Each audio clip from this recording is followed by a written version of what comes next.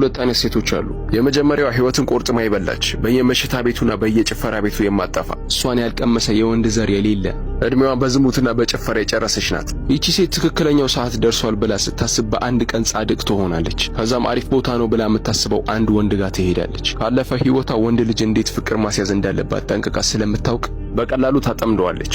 ያለፈ ታሪኳን ስለማያውቅ ያገባታል። ለሷም ለቤተሰቧም የተሻለ ህይወት ይሰጣል። ይሄ ማለት ግን ሁሉም ጨፋሪ ሴቶች እንደዚች ዋይዝ ናቸው ማለት አይደለም። አባት የሌለው ልጅ የሚያሳድጉ ብዙ ሴቶች አውቃሉ። እኔን የምታሳዝነኝ የምትገርመኝም ሁለተኛዋ ሴት ናት። ሁለተኛዋ ሴት ደግሞ ጨዋ ቤተሰብ ያሳደጋት ናት። አንድም ቀን ክፉ ነገር አድርጋም አይታም አታውቅም። አስተዳደጓ የዋህና ሰው አክባሪ አድርጓታል። የሚገርመኝ እዚህ ጋር ነው። ይቺን ሴት የሚያገኘት አንድ የመንደር ወጠጤ ነው።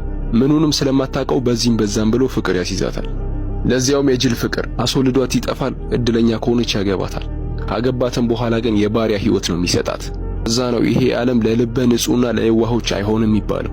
እናም አንድ ነገር ተማሪ፣ እዚህ ዓለም ላይ ያለ የዋህነት ብልህነት ካልታከለበት ከሞኝነት የከፋ ነው። ለዛም ነው መጽሐፉ እንደ እርግብ የዋህ እንደ እባብ ደግሞ ብልጥ ሁኑ ያለው።